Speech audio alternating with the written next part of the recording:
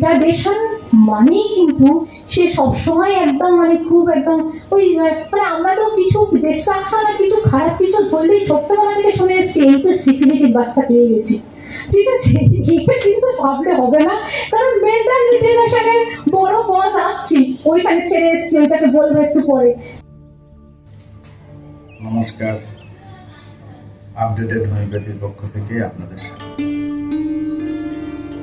Enclave of updated homeopathy Andul Howrah এর তত্ত্বাবধানে গত 23শে জুন 2025 যে সেমিনারের আয়োজন করা হয়েছিল, সেই সেমিনারে বিশেষ কিছু অংশ এখানে তুলে ধরা।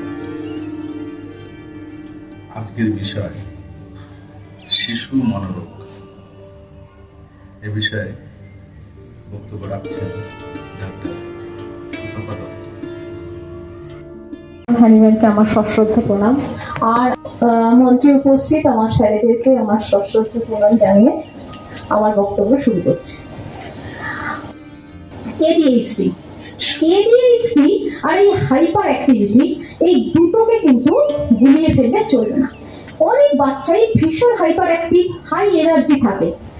এবার হাই এনার্জেটিক বাচ্চা আমার চেম্বারে আসলেই আমার তো অল্প বিদ্যা ভয়ঙ্করী, ও চাকু ছটফট করছে, তাই খেদাও এডিএইচডি। এরকম ঘটেছে, প্রচুর এডিএইচডি এস্টাবলিশ বাচ্চা এসেছে, কিন্তু আলটিমেটাম সে এডিএইচডি নয়। ওমা, সে ভীষণ ছটফটে, ও দেখি আমারই ওই কাগজটার মধ্যে একটা মানুষের মুখ কেটে ফেলেছে এবং বেশ অনেকক্ষণ ধরে মানুষের মুখটা আঁকছে। কোথায় ইনঅ্যাটেন্টিভ, এত সুন্দর একটা মানুষের মুখ এঁকেছে। তাহলে হাইপার অ্যাক্টিভিটির সাথে কিন্তু এডিএইচডি গোলালে চলছে না। হাইপার অ্যাক্টিভিটি হলে একটা বাচ্চা খুব অ্যাক্টিভ হতেই পারে, হয়তো তার অ্যাডিনার্জিক ফেজ চলছে, একটু আমি যেটা বললাম, তাহলে ওই সময় তার একটা হাই আপ মুড, কিন্তু তাকে এডিএইচডি গোলালে হবে না। একজন মানে ম্যাডামেরই স্টুডেন্ট মানে বাচ্চা, তার কিন্তু সে অলরেডি এডিএইচডি ডায়াগনোস, বলছে হ্যাঁ এই বাচ্চা কিন্তু এডিএইচডি আছে, স্কুল বলে দিয়েছে, স্কুল বলেছে আপনি গিয়ে ভালো করে সাইকিয়াট্রিস্ট দেখান, ও কিন্তু এডিএইচডি আছে। সেই বাচ্চা রং করেছে, আমি দেখে অবাক, যে সুন্দর করে কালার করছে এবং ঘন্টার পর ঘন্টা বসে সে রং করছে, এটা এডিএইচডি বাচ্চা? তাহলে আমি কিন্তু ডায়াগনোসিসটাও কিন্তু দেখা দরকার। বাচ্চা খুব রাগী, জেদ এবং খুব হাইপার অ্যাক্টিভ, কিন্তু সব হাইপার অ্যাক্টিভ বাচ্চা কি এডিএইচডি? সমস্ত এডিএইচডি বাচ্চা হাইপার অ্যাক্টিভ, কিন্তু সব হাইপার অ্যাক্টিভ বাচ্চা কিন্তু এডিএইচডি নয়। তার কারণ অ্যাটেনশন ডেফিসিয়েশন হতে হবে, হাইপার অ্যাক্টিভিটি হতে হবে। তার সাথে কি থাকবে না, তার সাথে থাকবে হচ্ছে কিছু ক্ষেত্রে কগনিটিভ ডেভেলপমেন্টও প্রবলেম থাকে, অর্থাৎ লার্নিং এ একটু প্রবলেম সলভিং এর সমস্যা। একটু আমরা যদি কগনিটিভ ডেভেলপমেন্টটা দেখে নিই, এডিএইচডি বাচ্চা কিন্তু এই সমস্যা থাকবে। আর যে হাইপার অ্যাক্টিভ, সে হয়তো দেখা যায় খুব ইন্টেলিজেন্ট বাচ্চারা হাইপার অ্যাক্টিভ হয়, সে হয়তো অঙ্কে সবসময় সে 90 ঘরে নাম্বার পাচ্ছে, সে হয়তো সুন্দর ছবি আঁকে, একটা সুন্দর গান গায়, কিন্তু খুব ছটফট করছে, সে কখনোই এডিএইচডি নয়। এটা কিন্তু আমাকে বুঝতে হবে। এবার চলে আসি কন্ডাক্ট আর ওডিডিএ, কন্ডাক্ট ডিসঅর্ডার আর অপোজিশনাল ডেফিসিয়েন্ট ডিসঅর্ডার। এটা খুব কাছাকাছি। অবাধ্য বদমাশ বাচ্চা, ভীষণ রাগ আর একদম কথা শোনে না। তাহলে ওডিডি আর কন্ডাক্টের পার্থক্য কোথায়? কন্ডাক্ট রাখলো ভীষণ ক্রুয়েল ইন নেচার, তারা অ্যানিমাল মানে ছোটখাটো যে পশুদের প্রতি খুব খারাপ আচরণ করে, বা তার থেকে ছোট বাচ্চাদেরকে ক্ষতি করার চেষ্টা করে, তাদের হয়তো মেরেই দিল, তাদেরকে চিমটি কাটছে, অর্থাৎ ক্রুয়েল ইন নেচার। কন্ডাক্টের মধ্যে কিন্তু ক্রুয়েলিটিটা অনেক বেশি।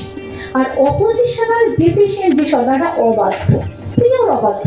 তারা কিন্তু হয়তো বেড়াল পুষছে, মা ওই একটা বাচ্চা ভীষণ বদমাস, কিন্তু তার একটা পায়রা আছে, সেই পায়রাটাকে সে রোজ সকালবেলা উঠাকে সে দুধ খায়, সেই দুধের চামচটা নিয়ে পায়রাকে দুধ খাওয়ায়। এ বাচ্চা কন্ডাক্ট নয়, এ বাচ্চা অপোজিশনাল হতে পারে, মানে এই জায়গায় সে প্রচন্ড রাগী, প্রচন্ড রাগ, জেদ, হয়তো তার কোথাও একটা ডেফিসিয়েন্ট আছে না, সত্যিই ছিল।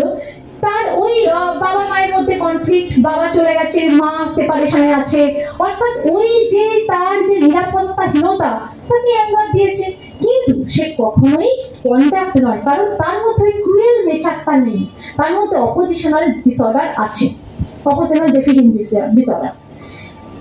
তবে অনেক সময় কিন্তু একটা অপরের সাথে মিলে মিশে থাকে, অর্থাৎ এডিএসডির সাথেও কিন্তু কন্ডাক্ট থাকতে পারে। এটা কিন্তু একটার সাথে একটা ওতপ্রোতভাবে মানে মিক্সড ইন্টারমিংগলড অবস্থায় থাকতে পারে, সেটা আমাদের দেখে নিতে হবে। এরপরে এদেরকে কিভাবে ট্রিট করবো বা আমাদের কতটুকু করার আছে সেটা নিয়ে একটু পরে আসছি। এবারে বলি মেন্টাল রিটার্ডেশন। এবার আমাদের কাছে তো আসলেই আমরা যে একটু বোকা, স্কুলে ভালো বলতে পারছে না, এই বাচ্চা কিন্তু বেশিরভাগ সময় রাগ হয় এবং এদেরকে কিন্তু আমার ইডিওটিক বা মানে আমরা যদি একেবারে নিচু চোখে দেখি তো এরকম করবেই। কিন্তু মেন্টাল রিটার্ডেশন মানেই কিন্তু সে সবসময় একদম মানে খুব একদম ওই মানে আমরা তো কিছু ডিস্ট্রাকশন আর কিছু খারাপ কিছু ধরলেই ছোট্টবেলা থেকে শুনে এসেছি এই তো সিকিউরিটির বাচ্চা পেয়ে গেছি, ঠিক আছে? এটা কিন্তু ভাবলে হবে না, কারণ মেন্টাল রিটার্ডেশনের বড় কজ আসছি, ওইখানে ছেড়ে এসছি, ওইটাকে বলবো একটু পরে, ওখানে কিন্তু বসে আছে এবং সেটা যদি আমরা জানতে পারি তাহলে কিন্তু মেন্টাল ডিসঅর্ডার সবসময় মেন্টাল রিটার্ডেশন কিন্তু সবসময় সিকিউরিটি নয়। এরপরে চলে আসে manic, ADSD, manic, conduct, odd. এরা কিন্তু খুব কাছাকাছি দেখতে, এটাকে কিন্তু মানে কাছাকাছি শুনতে, মানে এদেরকে ধরাটা খুব মুশকিল। তবে ম্যানিকদের মধ্যে তারা হাইপার অ্যাক্টিভিটির সাথে খুব বড় বড় কথা বলবে, মানে খুব এক্সেসিভ টকেটিভ যেমন হবে এবং বাড়িয়ে বাড়িয়ে বলবে। অঙ্কে হয়তো সে 3 পেয়েছে, আমার তো অঙ্ক খুব ভালো লাগে কিন্তু অঙ্ক আমি করার টাইম পাই না, সেই জন্য আমার অঙ্কের রেজাল্টটা ভালো হয়নি। এটা এই হসপিটালে একটি বাচ্চা আমাকে এসে বলেছিল, আমি অঙ্কে ভালো, আমি অঙ্কটা আমার খুব ভালো লাগে কিন্তু আমি টাইম পাই না। আসলে আমাকে তো সব অন্য টিচারদের কাছে যেতে হয়। বাচ্চা প্রচন্ড হাইপার অ্যাক্টিভ কিন্তু খুব বড় বড় কথা বলছে, এখানে কিন্তু ম্যানিক ভাবটা অনেক বেশি। এডিএসডির বাচ্চা কিন্তু এত কগনিটিভ ডেভেলপমেন্ট, সে কিন্তু এত বড় বড় কথা বলবে না, সে কিন্তু হাইপার অ্যাক্টিভ, চুপকে দৌড়াচ্ছে, কোনো কিছুতে অ্যাটেনশন নেই, পড়াশোনা ভালো নয়, এইসব। সে হচ্ছে এডিএসডি। শুধু হাইপার অ্যাক্টিভের মধ্যে কিন্তু ইনঅ্যাটেনশনটা নেই। কন্ডাক্টের মধ্যে ক্রুয়েলিটি হাই, ওডিডির মধ্যে অবাধ্য, এরা একসাথে থাকতে পারে। এই হচ্ছে রাগী বাচ্চার মোটামুটি একটা স্কেচ। এটা আরেকটু বেশি বেশি করে, এটা এক একটা বলতে গেলে অনেকটা সেমিনার বড় হয়ে যাবে, কিন্তু এটা হচ্ছে একটা মোটামুটি এদের মধ্যেই আমাদের কমন ডায়াগনোসিস এসে যাবে। এরপরে আপনি তো ডায়াগনোসিস করে ফেলেছেন, অলরেডি সাইকোসোশিয়াল ডেভেলপমেন্ট আপনার পড়া হয়ে গেছে, এইবার আপনি ট্রিটমেন্ট করবেন কি করে। চলুন, আমি এখানে বলেছিলাম যে লো সেরোটোনিন আর কতগুলো প্রিফ্রন্টাল কম্পার্টমেন্ট মানে সেরিব্রাল কর্টেক্স, হিপোক্যাম্পাস আর হচ্ছে লিম্বিক সিস্টেম, এগুলো আমার এই ধরনের অ্যাঙ্গারের জন্য ভীষণভাবে দায়ী। এই ডেভেলপমেন্ট শুরু হয়েছে ইন্টার ইউটেরাইন লাইফে। তাহলে বাচ্চা যদি ছোটবেলা থেকে ভীষণ রাগ, জন্মের পর থেকে ভীষণ রাগ এবং বা দেখা যাচ্ছে একটা সার্টেন টাইমের পরে ভীষণ রাগ, সার্টেন টাইম, তার যদি সাইকোসোশিয়াল ডেভেলপমেন্টের সাইকোলজিক্যাল কজ থাকে তো ঠিক আছে, আমি সেখান থেকে খুঁজে নিলাম। কিন্তু যদি দেখা যায় যে সে তার মধ্যে হয়তো ল্যাকটেশন হিস্ট্রি আছে, ল্যাকটেশনের সময় থেকে তার সমস্যা শুরু হয়েছে, সেখানে কিন্তু আমাকে সেগুলোকে অনেক বেশি গুরুত্ব দিতে হবে।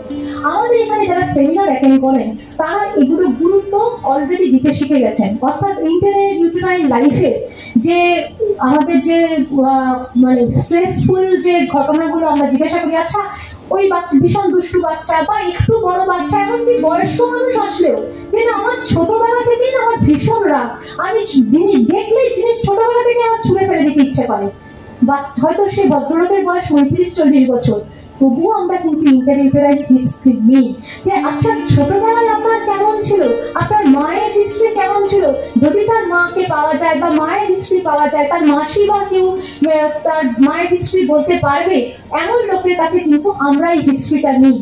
বা মায়ের কাছ থেকে যদি শুনি বাচ্চা ভালোই ছিল 1 থেকে 1.5 বছর, যখন ওই 1-1.5 বছর বয়সের পর থেকে তখন থেকে যেন সমস্যা বেশি, জিজ্ঞাসা করুন যে আপনি কি সেই সময় আপনি যখন ল্যাকটেটিং ছিলেন আপনার দুধ খেত?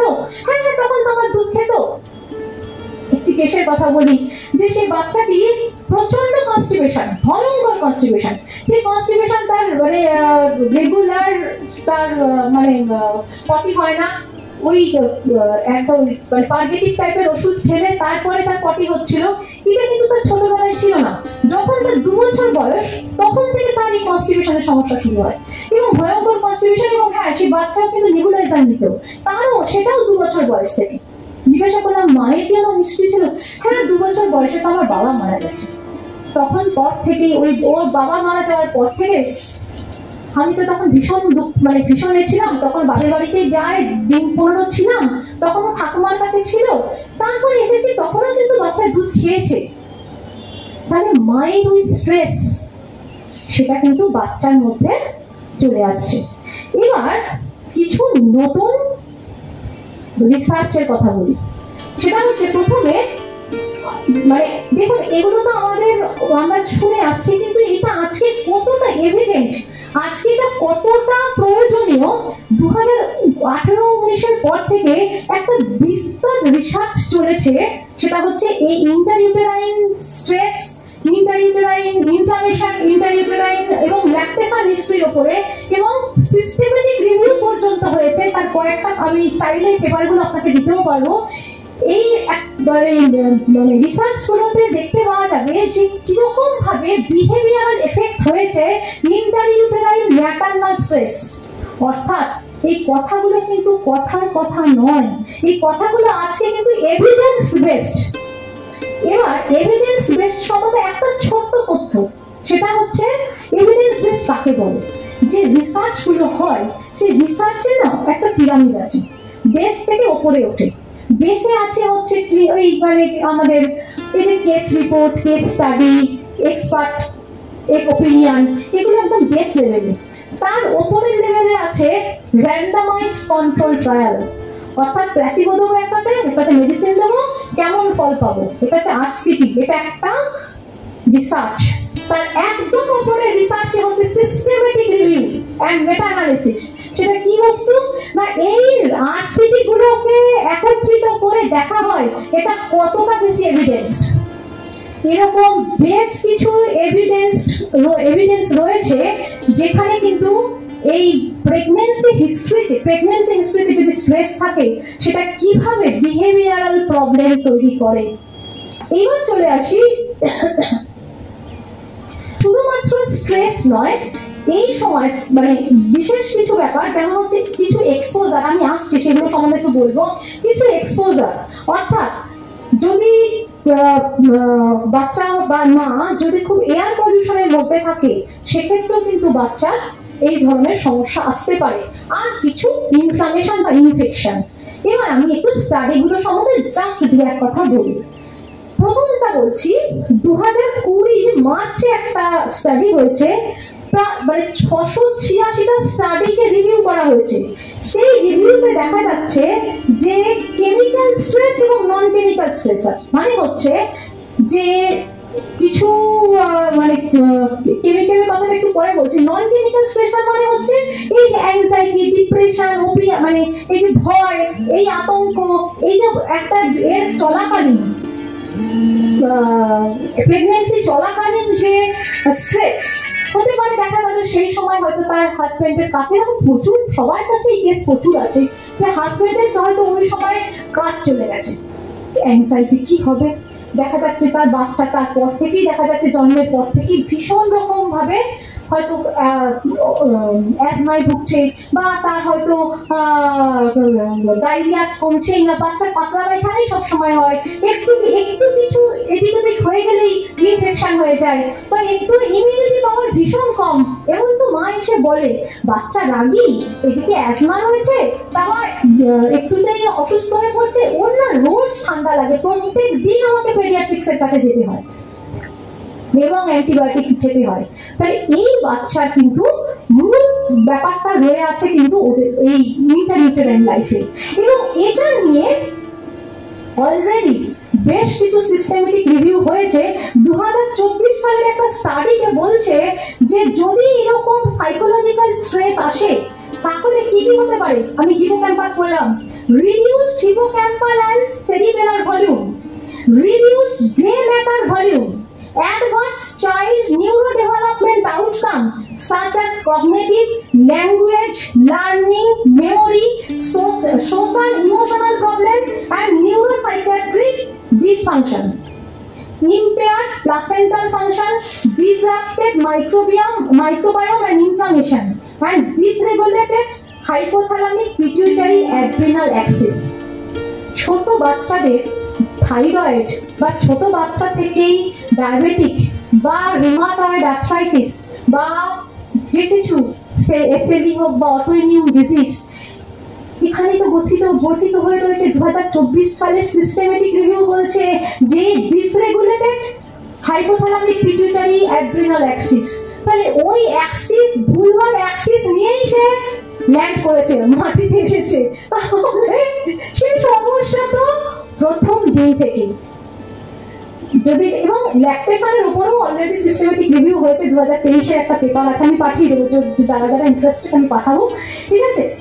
এরপর চলে আসি যে আমি এটা এই তথ্যটা কিন্তু আমার এখনকার নয়, এটা আমি যখন প্যাভলভে এমএ সাইকোলজি করতাম ওখানে কোনো মেন্টাল রিটার্ডেড বাচ্চা আসলে তাদেরকে এইটা একদম কমন কোশ্চেন ছিল যে আচ্ছা আপনি কি কোনো অ্যাবর্টিভ মেডিসিন খেয়েছিলেন, অর্থাৎ অ্যাবর্শন করানোর জন্য কোনো ওষুধ খেয়েছিলেন, বা আনওয়ান্টেড 70 মানে একদমই মানে প্রেগনেন্সি আসেনি তখন প্রেগনেন্সিটা আপনি চাননি সেই জন্য কোনো ওষুধ খেয়েছিলেন। এইটা কিন্তু কমন কোশ্চেন ছিল। আমরা তো মেন্টাল রিটার্ডেশন আসলে আগে অ্যান্টিসাইকোটিক অ্যান্টিসিপিডিটি খুঁজে গিয়ে তো একটা অন্য কিছু ভাবতে শুরু করি, কিন্তু এক্ষেত্রে ওদের এই প্রশ্নটা ছিল, প্রশ্নটা একদম থাকে যে আপনি এটা নিয়েছেন কি, যদি হয় এটা নিয়েও সিস্টেমেটিক রিভিউ আছে, বলছে বাচ্চার নিউরো ডেভেলপমেন্টাল ডিসঅর্ডার তৈরি হয় মিথোপ্রস্ট্রল আর মেথোপ্রস্ট্রেট বলে একটা ওষুধ আছে, মানে হাই প্রোজেস্টেরন, মানে এই ধরনের ওষুধগুলো কিন্তু যদি তার নিউরো ডেভেলপমেন্টাল প্রবলেম তৈরি করে দেয় তার বিহেভিয়ার প্রবলেম হবে না? অবশ্যই হবে। আমার একটি পেশেন্টের তার সাথে কি বাচ্চা রাখবো না রাখবো না, তাহলে মা প্রচন্ড অ্যাংসাস তো বটে, আচ্ছা বাচ্চাটা ভালো হবে তো কি জানি, মা ও তো বিশেষ করে অনেক সময় একদম গ্রাম্য মহিলা ইসলামিক ফ্যামিলি থেকে এসছে, সেখানে ওরা স্টপ করে হয়তো ওই অ্যাবর্শনটা করছে না, অ্যাবর্শন করতে চাইলেও হচ্ছে না, সেক্ষেত্রে বাচ্চাটা রয়ে গেল, মায়ের মনে কি ভয় নেই কি জানি বাচ্চাটা কি ভালো থাকবে থাকবে না, তার সাথে আবার এই হাই স্টেরয়েড, তাহলে বাচ্চার অ্যাঙ্গারে কি খুব সমস্যা হবে। এই বাচ্চাটিকে কিন্তু আমি অ্যাড্রিনালিন দিয়েছিলাম এবং সেই অ্যাড্রিনালিন দেওয়াতে কিন্তু বাচ্চার অনেক সমস্যার ইমপ্রুভমেন্ট হয়। যাই হোক, এইরকম কেস আমি জানি সকলের কাছে আছে, খালি আমার কোথায় জিজ্ঞাসাগুলো সেটা কিন্তু আমাকে একটা লিখে ফেলতে হবে যে আমি কি কি প্রশ্ন করব। আমার যদি আগে থেকে ছক্কাটা না থাকে তাহলে কিন্তু আমি প্রশ্নটা করতেই ভুলে যাবো, আর এটা কিন্তু ওটাই বাদ হয়ে গেল। আপনি হয়তো একটা সিপিলিগান দিয়ে বসেছেন কিন্তু সেখানে বাচ্চার কাজই হলো না, হয়তো সেটা তার লাগতেও পেলে না। এছাড়াও আরো কয়েকটা স্টাডি আছে, সেখানে দেখা যাচ্ছে যেখানে PM 2.5 এবং নাইট্রাক্স অক্সাইডের যদি এক্সপোজার হয় সেক্ষেত্রেও কিন্তু এটাও একটা সিস্টেমেটিক রিভিউ আছে, এটা হচ্ছে 2023-এ। এক্ষেত্রেও দেখা যাচ্ছে যে বাচ্চার মধ্যে অ্যাংজাইটি, ডিপ্রেশন এবং এই ধরনের সমস্যাগুলো রয়েছে। লাস্ট পয়েন্ট, বাচ্চার মা কি অ্যান্টি ডিপ্রেশন খায় ডিউরিং প্রেগন্যান্সি, এটাও আমাকে জানতে হবে। তার কারণ SSRI অর্থাৎ এই সেরোটোনিন রিঅ্যাপটেক যে ইনহিবিটর গুলো, সেটা মানে একদম স্পেসিফিক সেরোটোনিন যে ইনহিবিটর গুলো রয়েছে, রিঅ্যাপটেক ইনহিবিটর, এরাও কিন্তু এই ডিসঅর্ডার তৈরি করে। তাহলে এই এক্সপোজার হিস্ট্রি কিন্তু আমাকে মাস্ট জানতেই হবে, তবেই কিন্তু আমি পরবর্তী মেডিসিনের প্রতি এগোতে পারবো। ঠিক আছে, এখানে অ্যাফোরিজম 81 এর কথা আমরা একটু দেখবো। 81 এ কিন্তু আমি প্রথমে যে সাইকোলজিক্যাল এর কথা বলেছি, যে সাইকোলজিক্যাল স্টেজেস গুলো, এরিক এরিকসনের স্টেজ, সেটা অনেক পরে লেখা, কিন্তু 81 ফুটনোটে এখানে একটা জায়গায় আমি দেখি, আমরা এটা সবাই জানি যদিও, সেটা হচ্ছে physical and mental training of youth, both of which may have been neglected, delayed and carried to excess. তাহলে সব কটারই কিন্তু একদম বাইফেসিক বলে গেছে, কিন্তু সেটা খুব কম হলেও চলবে না, আবার খুব বেশি হলেও চলবে না, সব ব্যালেন্স হয়ে চলতে হবে। আর প্রবলেম চিলড্রেন মানেই কিন্তু রবার্টের ভাষায় টিউবারকুলার অর্থাৎ সিফিলিটিক নেচার আছে। এই রবার্টের সেখানে সিফিলিসের চ্যাপ্টারটার মধ্যেই রয়েছে। ওদেরকে সবাই বলছে প্রবলেম ইঞ্জুরি, ভীষণ দুষ্টু, ভীষণ বদমাশ, পিরিয়ডিক, সবগুলোকে ধরে ওখানে ফেলে দেবেন না, ওগুলোকে একটু সাইকোলজিক্যাল ব্যাকগ্রাউন্ডে একটুখানি বিধি করে 221কে মাথায় রেখে, এক্সপোজারকে মাথায় রেখে, আমরা জানি এখানে যারা আসি অ্যাপারেশন 221কে সবাই ব্যবহার করতে পারি, দারুণ ভাবে ব্যবহার করতে পারি, কিন্তু খালি একটু জেনে নেওয়া, এবং সেটা যদি ব্যবহার করি আমাদের কিন্তু ফেলিওর রেট অনেক কমে যায়। নমস্কার।